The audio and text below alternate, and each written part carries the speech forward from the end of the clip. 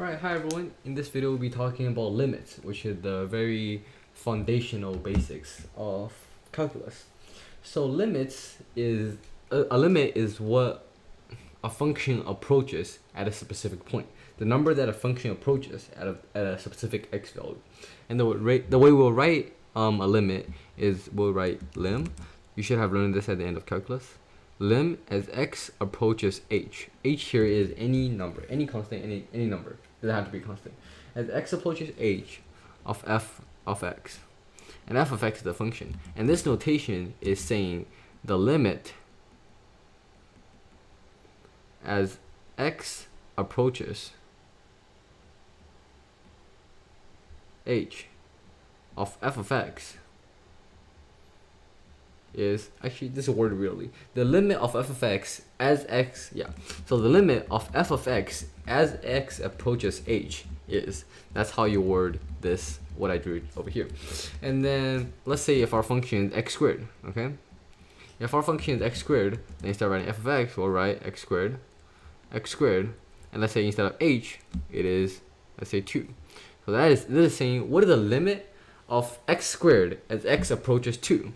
Well then, in your quadratic function, as x approaches 2 at this point, what? Oh, what happened over there? X approaches 2 of x squared. There we go. Okay, so as the function approaches the number 2, as x approaches 2, the function will be 2 squared, 4. So the limit as x approaches 2 of x squared is 4. Alright, now that is how the basics of a limit works. And when we're calculating limits, say calculating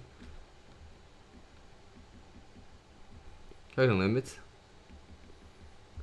of lim as x approaches, let's say x approaches a this time, of f of x. That's all we do, okay?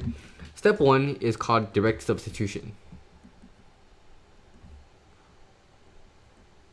So direct substitution is like what we did here. We plug 2 into x, 2 squared is 4. The limit as x approaches 2 of x squared is 4.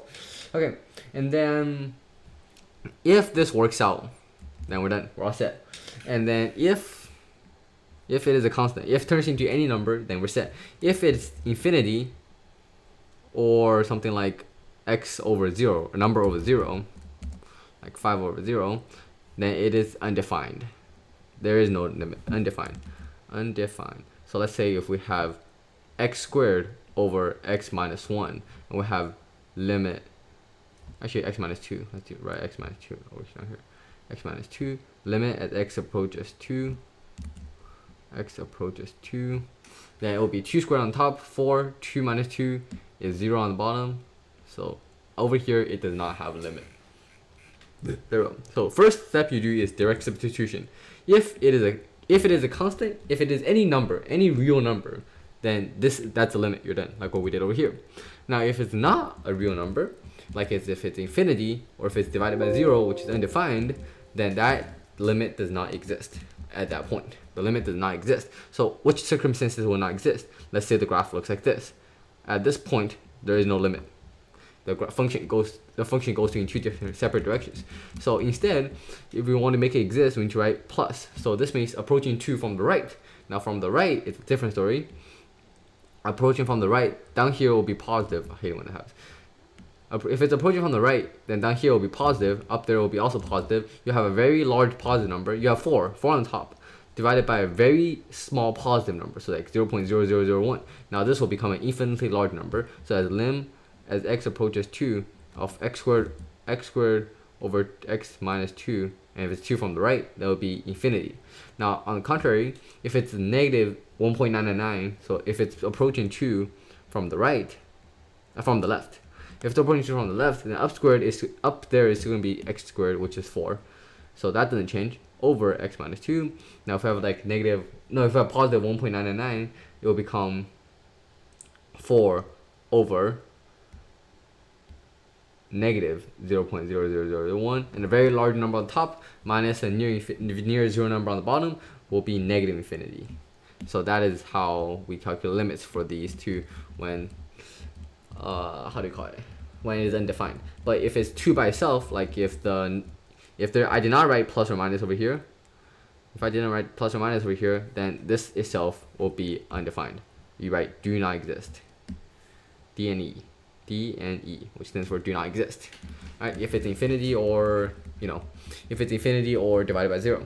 Okay, now our third and most important circumstance, which is the type that you'll see most common in calculus, will be if it's, okay, so if you plug this in, right, you direct substitution, you lim x approaches a of fx, you plugged a in, and you got f of a is equal to 0 over 0, or infinity over infinity, or negative infinity over negative infinity. And now here we have a very big problem, because 0 over 0 and infinity, you're not done. It's called indeterminate.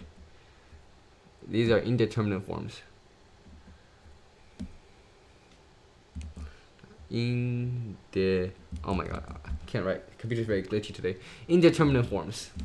And now what this means is you're not done. You have to go a step further. And there are 3 things we most commonly do in calculus. So first thing is factor. FOIL or factor. You factor it out and hope stuff works out. Second step you do is conjugate, multiplying by the conjugate, which you should have been familiar with in pre-calc. Conjugate. And step 3 is to use trig identities, which we talked about, I think, in the previous video or the video before that. Trig identities. And to, like, for example, when you have cosine squared x plus sine squared x, you know to change that into a 1, and hopefully that makes something. Okay, basically in the end your answer should not be one of these. Your answer should never ever end in one of these. You must use one of these 2 methods and try to get out of there. Okay, so let me try to use an example of factoring and conjugate, because they'll be a little bit more common than trig identities. First let's do it. So let's start off with easier problem. All right, we have lim as x approaches 3 of square root of x plus 1 minus over x minus 4. That's a 1. That's a divide sign. So we plug 3 in. 3 plus 1 4. Square root of 4 is 2. So it's 2 on the top. 3 minus 1 is negative 4. 3 minus 4 is negative 1. So negative 1 on the bottom. It will be negative 2. That's it. Direct substitution. Always direct substitution first. If we end up with a number, well then our work here is done. Okay, now let's try a little bit more complicated problem that not everyone likes.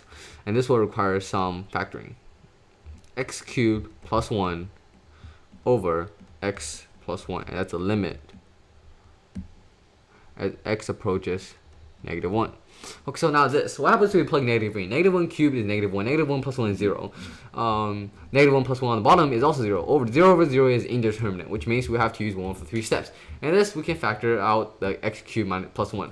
And also, on the test, FRQs, you never write 0 over 0 or infinity over infinity. The teachers don't want to see that, because that's not true. So you never write this is equal to 0 over 0. You just know that it's indeterminate. You write indeterminate. Alright, you write indeterminate,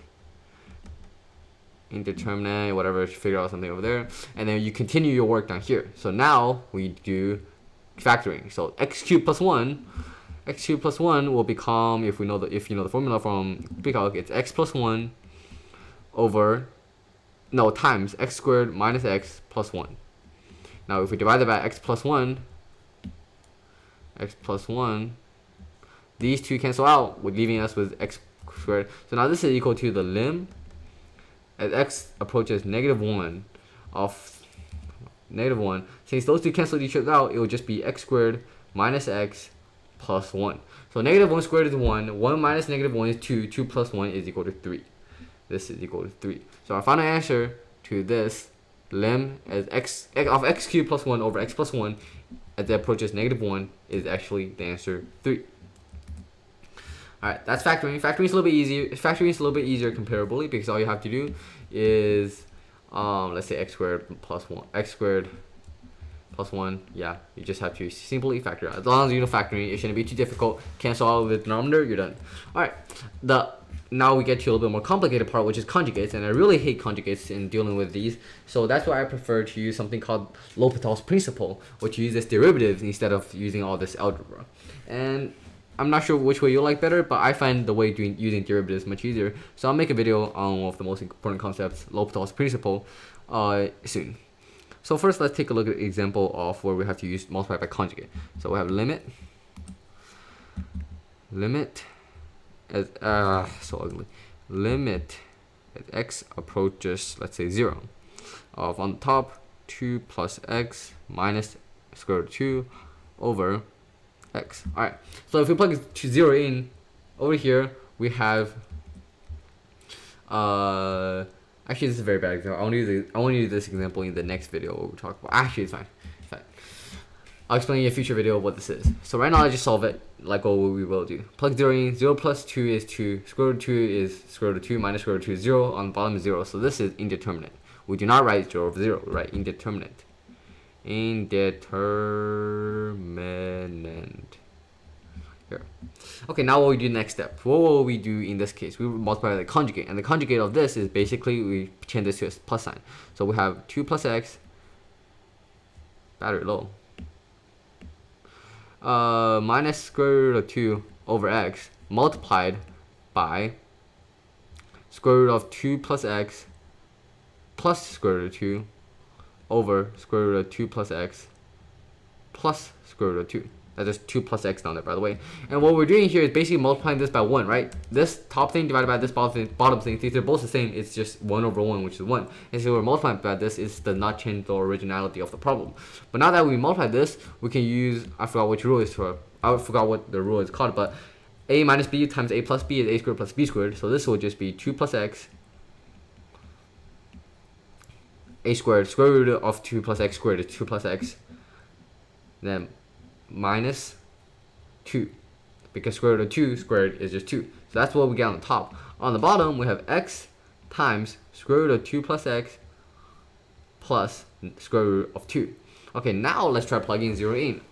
If we plug in 0, on the bottom we'll get 0 again. Wait, something's wrong.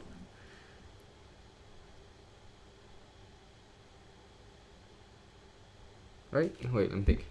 If we plug in 0,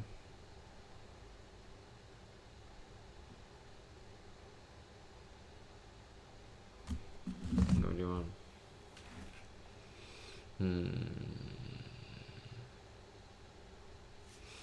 If we plug in 0, it will be 2 minus 2 0 on the top and 0 on the bottom again. Did I do something wrong? 2x plus 2 minus 2.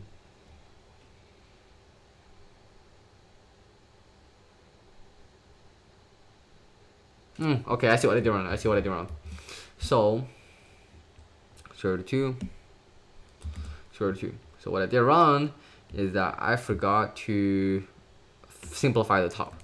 So if we simplify the top, what would this turn to? It'll be 2 plus x minus 2, which is just 2 on top, which is just x on top. This x and this cancels. So now everything's starting to make sense. Now we have 1 over square root of 2 plus x plus square root of 2. There we go. So this is also one of the reasons why I don't like to use algebra to solve this, because I can make silly mistakes like that, and if I don't simplify all the way, or if I don't factor out all the way, stuff won't work out and you'll be confused. So I'll teach you guys the way to use derivatives to solve for limits, and that is exactly why I taught derivatives first before going back to limits. So knowing derivatives while trying to solve indeterminate forms of limits will really help. Okay, now that we're here, we just have to simply plug 0 in. So lim as x approaches 0. So 0, square root of 2 plus x, which is square root of 2 plus 0 is square root of 2. Square root of 2 plus square root of 2 is 2 square root of 2. So this is equal to 1 over 2 square root of 2.